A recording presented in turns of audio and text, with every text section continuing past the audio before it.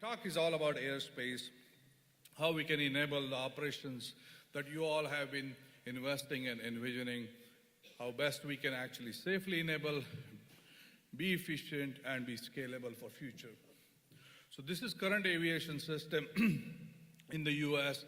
We have 50,000 operations, arrivals, departures, about 5,000 to 7,000 at peak. And everything goes through air traffic control system, all the data, all the clearances. We experience a lot of problems, even though it's one of the safest in the world. The three bottlenecks, the runways, gates, air traffic controllers, workload, and the fourth is the weather, which is not something we can tinker or we can predict better as we saw before. But the idea is to reduce those bottlenecks that we envision or we experience today to accommodate the better future. As we start to look at, postulate the future, you can see there's urban air mobility operations, there's drones that are coming up here, there's a lot of general aviation, on-demand air mobility, there's space, there's high altitude balloons and unmanned aircraft systems, as well as the space traffic management up there, about 100 kilometers.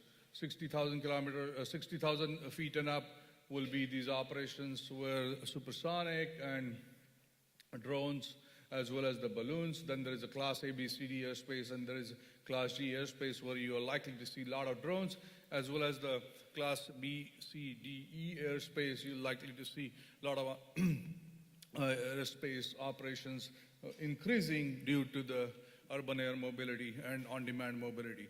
So how do we accommodate all these operations, be interoperable, be safe, and scale these operations to accommodate better future?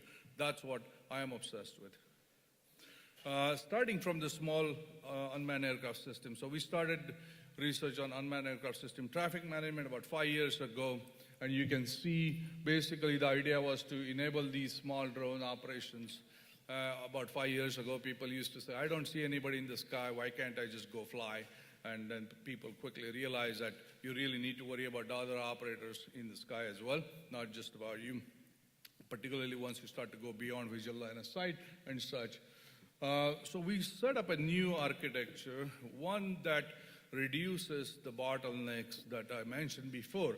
Fundamentally, what it differs here is changes in the paradigm to manage by exception rather than managing through clearances for every action or every change. So the idea here is to have flight information management system. So any air navigation service provider, FAA in this case, will provide the directives and constraints, get some ideas about the deviations or operations as they impact with the rest of the system, and they could change the constraints in the airspace.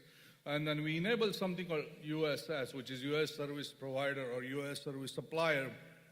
These are third parties who can provide services such as flight planning, communication, navigation, in some cases deconfliction, 3D maps, weather, and all kinds of things that you saw that are enabled through the GoGo and other partners. Then you have the operators themselves who want to use the airspace. So the idea here is to break the logjam of the services that are provided by one entity. Typically, these services provided by air navigation service providers in the world. And we are trying to basically create a federated system where there will be multiple service providers or suppliers that are offering those services, which allows us to accelerate the transformation in the airspace system. That brings the issue of interoperability. So we decided to put data standards and the protocols through common application protocol interfaces and harmonized the way these operations will work. So this basically architecture fundamentally changes the paradigm to two things. So the mantras there are flexibility where possible and structure where it's absolutely necessary, and it goes towards a risk-based approach towards managed by exception rather than managed by clearances. Then you go to the next level up, which is the electric VTOLs as well as drones operating in the same airspace, and the idea there is to make sure that they interoperate with each other. You can see the drones will be operating in the same airspace where the eVTOLs will be taking off and landing, and we want to make sure that those operations are safe, scalable, and interoperable. So we want to try to use the same type of setup where you can interoperate with each other and create an environment where you share and care about each other's existence. So you plan your trajectory, that trajectory is known to the system, the intent is known to the other operators, and if the new operator wants to enter into the airspace, they can access that information, they can create a trajectory while deconflicting with others. As I said, the fundamental shift here is flexibility where possible and structure where necessary rather than doing everything by structures. In some cases, you may have to have structures to maintain the safety, such as you see the bike lanes and such. But we distribute the responsibilities, so number of situations happen, number of responsibilities happen on the aircraft side, air navigation service provider, as well as the operators. So the operators, we have two components. One is the support service suppliers, as well as the operations center. So by distributing the information and responsibilities for trajectory planning and separation to the aircraft, scheduling, and making sure that you maintain that awareness of the weather and other aircraft and tracking yourself allows you to basically scale these operations to much higher degree than what happens today. Air navigation service provider's job will then primarily for sending out directives. If president is in town, you need to clear the airspace, or demand capacity imbalance management for safety reasons primarily, or any disruptions that need to be handled. But fundamentally shifts towards the managed by exception protocol or paradigm. The research that we are doing at NASA and in collaboration with industry as well as academia and FAA, DoD, and DHS is to figuring out what are these right services, what are the performance criteria, performance requirements, and automation capabilities that are needed to enable this future. So, as I mentioned, it started off with the small aircraft systems, and we call US traffic management, so UTM. Acronym inside acronym, only NASA is fond of doing that. So once you look at that, you say, well, how can I scale these operations or scale this paradigm to rest of the air traffic management system? So if you start to look at the tenets of the future airspace operations, what we postulate is it needs to be cooperative so you can know each other's existence and the intent. You share the intent so that you can stay away from each other. It needs to be digital, much more digital than it exists today, so that it's fast and it's capable of exchanging information among each other. And we standardize these protocols so that we can actually exchange that, and it should be air-ground integrated. I'll give a couple of examples as to how the air-ground integration and the cloud needs to happen. Service-oriented architecture where the third parties can provide services, so there is competition for these services and enables the better basically business practices and allows us to get to the scalable future that we are looking for. Now, fundamentally, people question, well, how do we get to that right away? Clearly, it's like airspace system, it continuously works, so it's you're running your car at 100 miles an hour and trying to change tires. That's not practical, so you have to do in segments. So first we start to look at low altitude, small drones, and the UTM paradigm, and then urban air mobility. We look at the high altitude airspace, upper E, which is 60,000 feet and up. There's also space traffic management, which is above Kármán line. And then slowly you look at the conventional manned aviation and how we can transition to that future that I've laid out.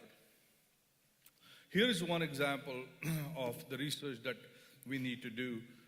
You can see that I'm still born engineering at too many words on the chart. But really, there are a number of services that current air traffic management provides. You have traffic flow management, airspace directives, scheduling, sequencing, spacing, and such. All of those are right now provided by air navigation service providers, whether it's FAA or NATS in the UK or some other provider in the world.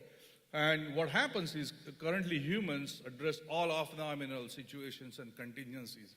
And human is in the epicenter of information integration. All information is presented to the humans. Humans make the decision about off-nominal conditions or conflicts and such. So those are the main things that you see in today's airspace operations.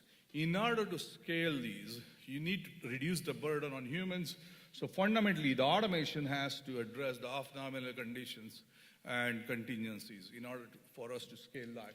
One of the challenges here is the separation. So where do you keep the separation? Should that be a centralized function? Should be completely distributed towards vehicles, and vehicle-to-vehicle coordination and cooperative nature will solve that. So there's still some research considerations, but nonetheless, some services will be provided by air navigation service providers, such as directives and constraints and ability to set the arrival departure flows at the airports and such, but the rest of the functions or services can be provided by third parties for flow management, sequencing, perhaps separation and such.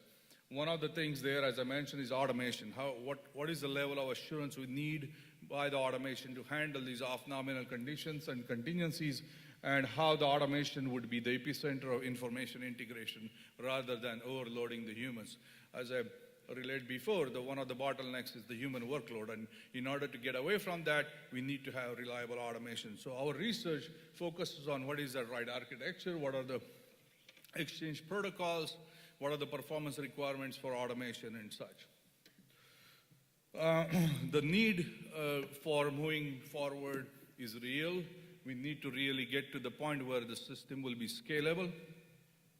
So that's sort of our main focus here. The sense of urgency is there in order for us to accommodate all the types of vehicles that you are building and investing in: supersonics, hypersonics, balloons, drones, space operations, all kinds of things, and the conventional manned aviation.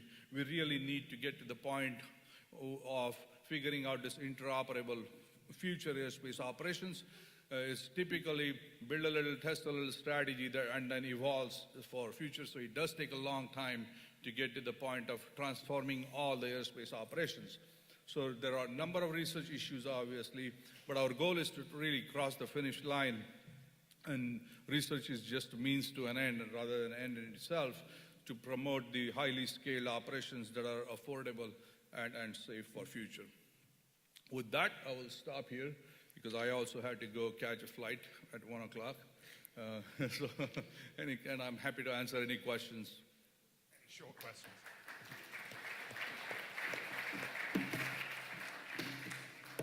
Any questions or short questions? I think everyone's worried about your flight now.